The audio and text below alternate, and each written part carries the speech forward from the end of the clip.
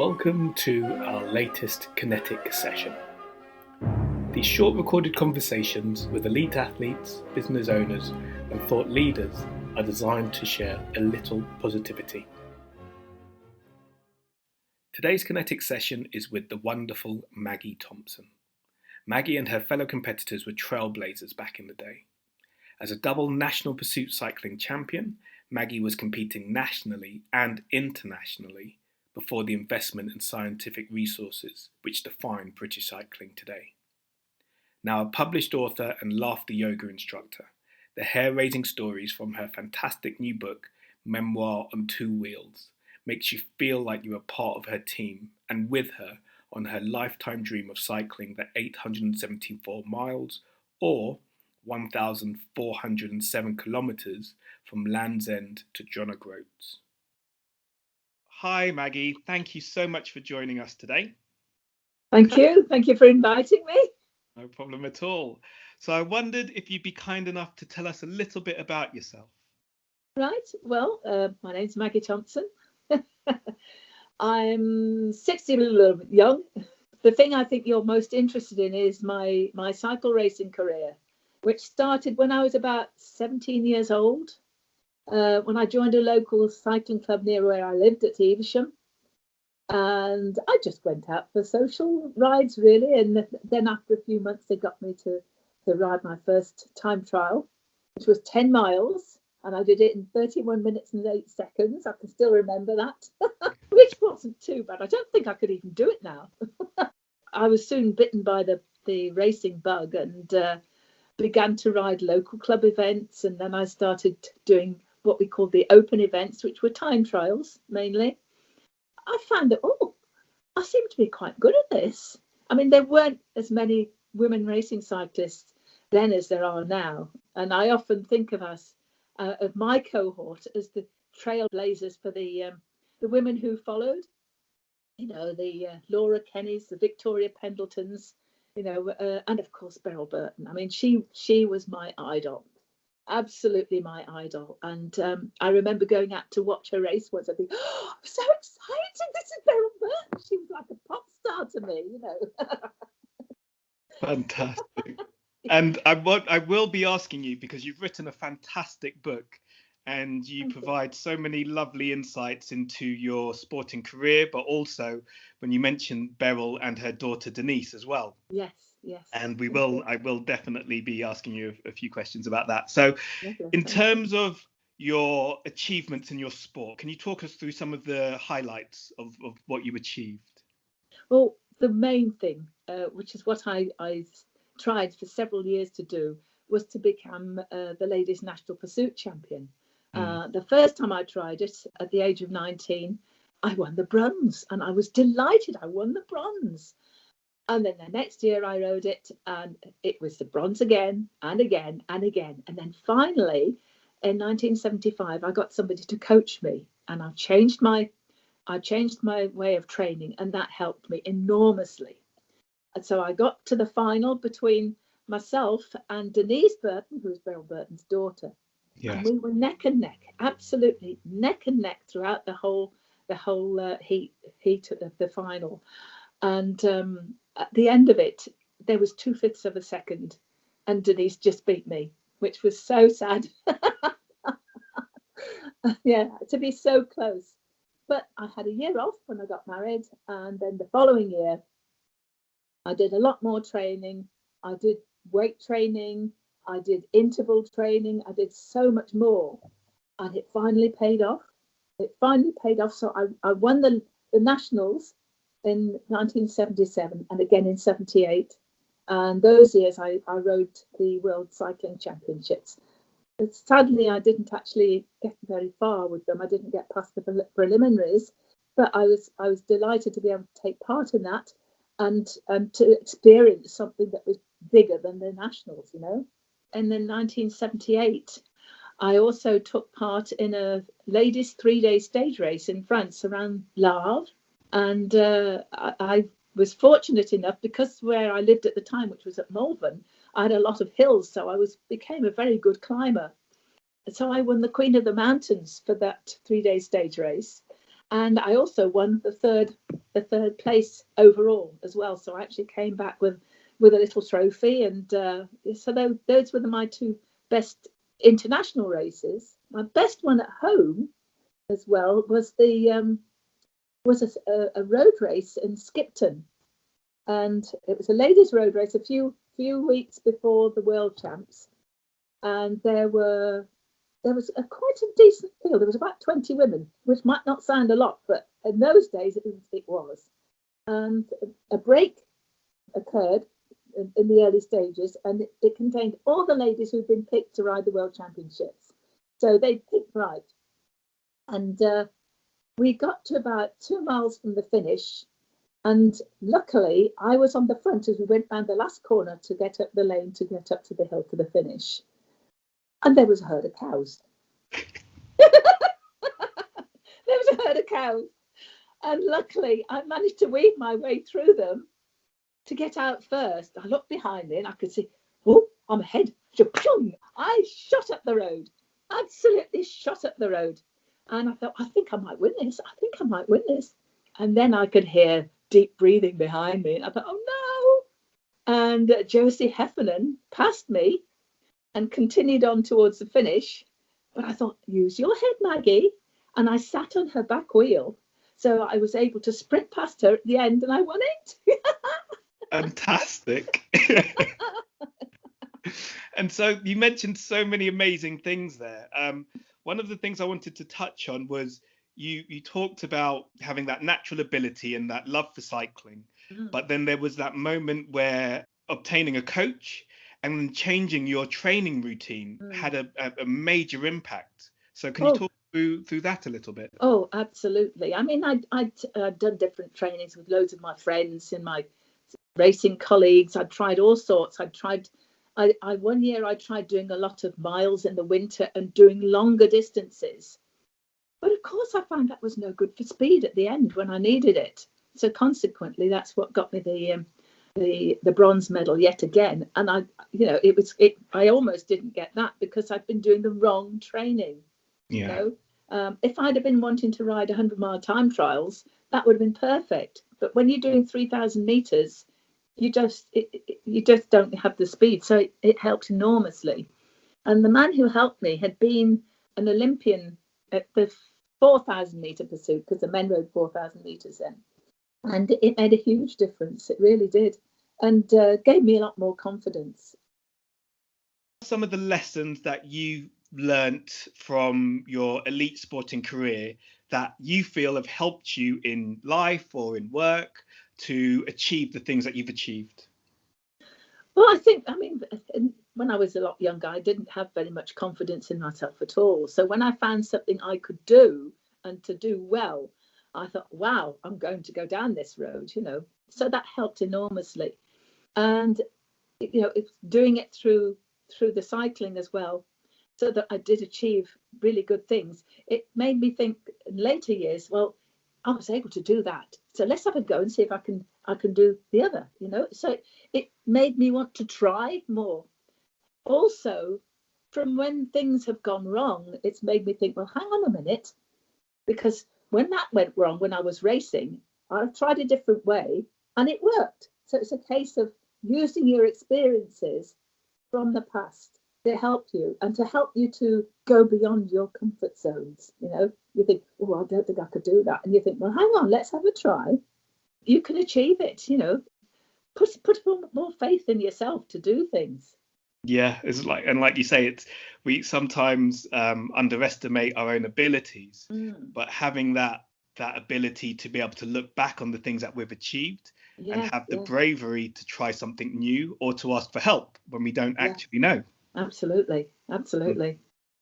In your book, Maggie, you share so many amazing stories. I love the story about the bus stop. I love the stories about meeting so many wonderful people on your journey. So what was that like?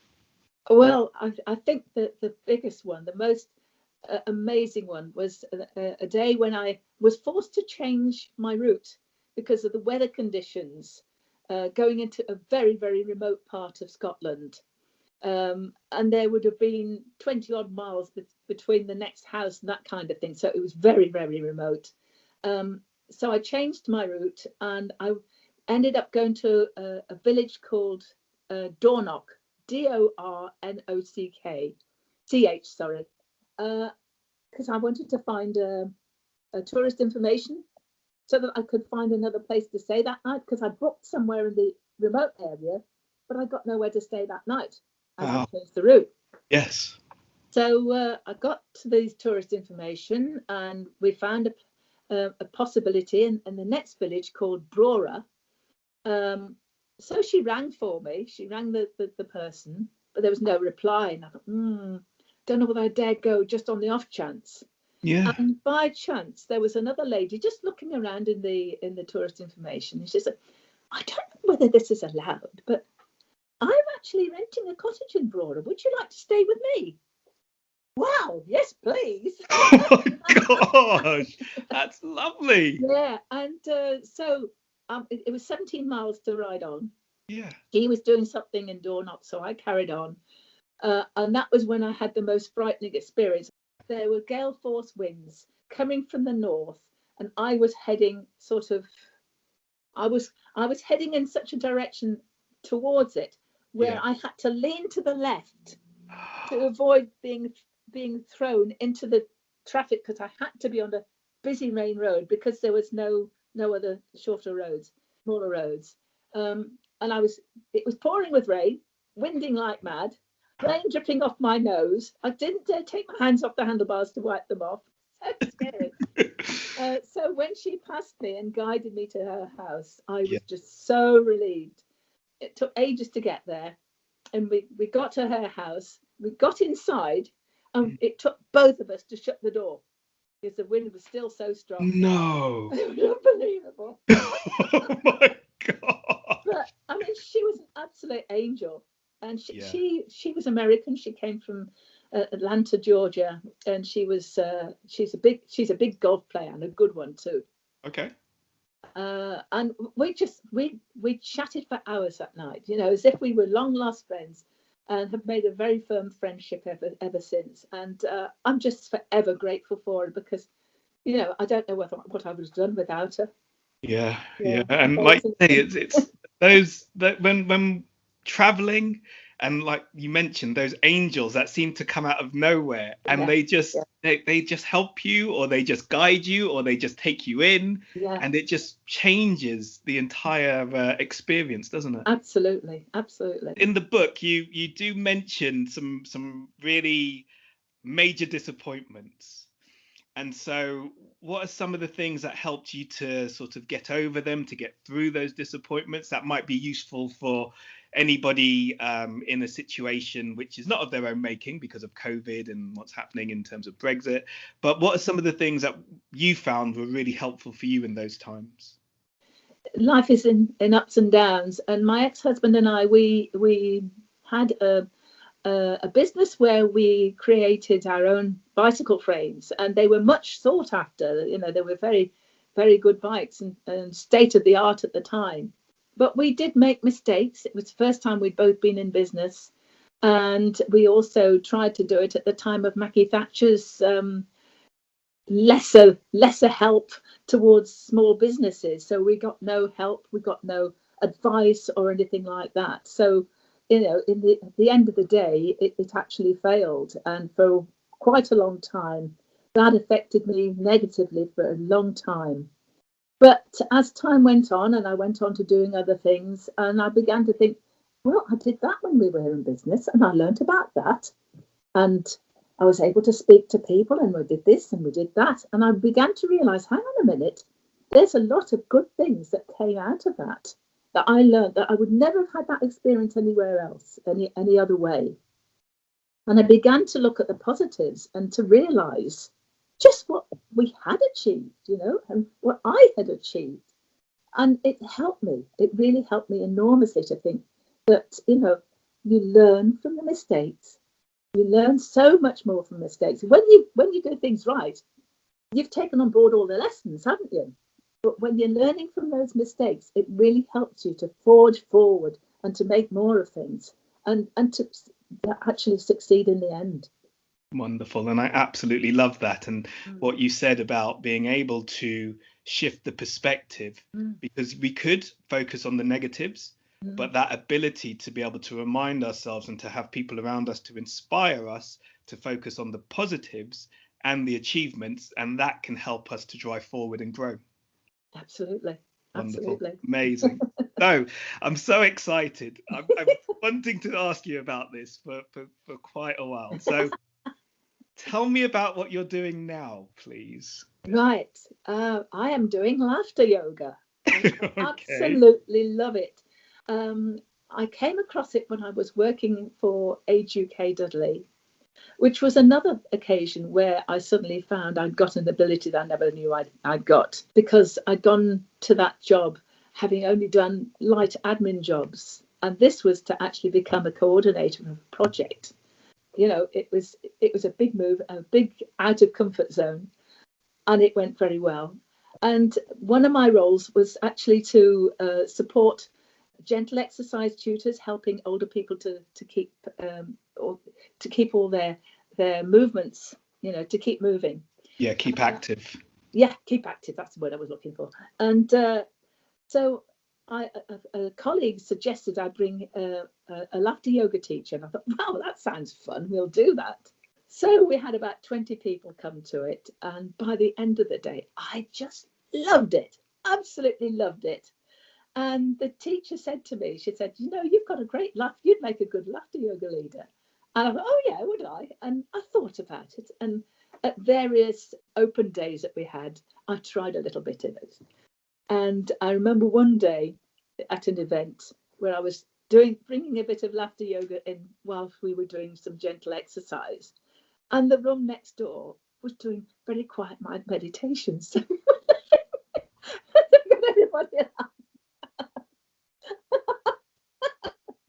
But anyway, the end of this story was that I enjoyed it all so much that I went to learn how to become a leader.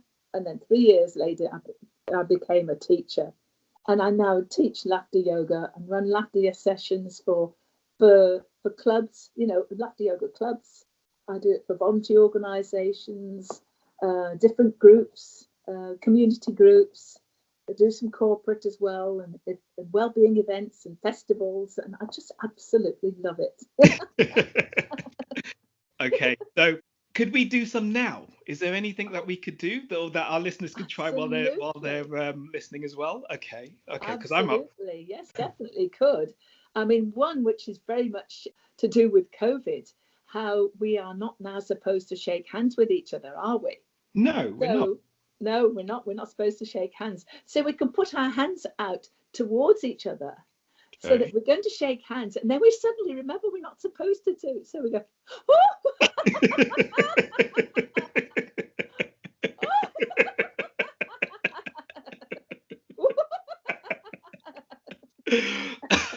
My gosh, that genuinely works. Yeah, That's amazing. Okay, excellent. So Maggie, if somebody was listening and they were running a small team in their business and they wanted to help to energize their team, how could they get in contact with you? Right, I have a website which is www.merrymaggie, that's spelled MERRIE, Maggie MAGGIE.co.uk. I'm also on Facebook, so facebook.com/merrymaggie. My email address is maggie@merrymaggie.co.uk. Magic. Okay, and I'll make sure to include all of that information in the description of the video as well. Now, I have 3 questions for you. Okay. Right. And I call these my famous 3. Right. And it's meant to put you on the spot a little bit, so slightly out of your comfort zone. Right. So I hope that's okay.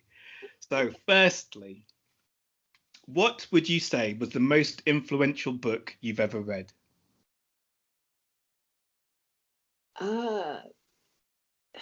Influential.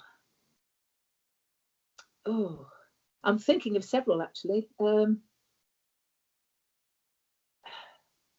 there is a book that's about Beryl Burton that's called The Greatest, but that's retrospectively influential. I've read the story about Ellen MacArthur, an amazing woman who went around the world solo on her yacht. Her physical strength as well as her mental strength, unbelievable, amazing woman. Yeah. I've just thought of another person who has influenced me. Okay. Dr. David Hamilton. Right. And it's called I Heart Me. That's I love me, because in order to help others, you have to love yourself first. And your proudest achievement to date? Well, I guess winning the Ladies National Pursuit Championships. Yeah. Definitely. Yeah. Okay, excellent. And finally, what type of world would you like to live in? A world where everybody gets on with each other, where people are kinder to each other, definitely that. More compassionate, more caring, looking after each other. I think that's the most thing. That's one of the best attributes that any human being can do, is to look after each other, particularly at this time. That ability to look after each other and to show compassion and to be there for other people, it actually makes you happier. Yeah, absolutely. Yeah, wonderful. Well, Maggie, thank you so much for your time today. It's been really enjoyable. We hope you enjoyed today's session, and our mission at Kinetic PD is to empower the self-awareness, confidence and communication skills of people at work. Sharing inspirational content is important, and for more you can subscribe to our YouTube channel and visit us at Kinetic PD. That's KINETICPD.co.uk.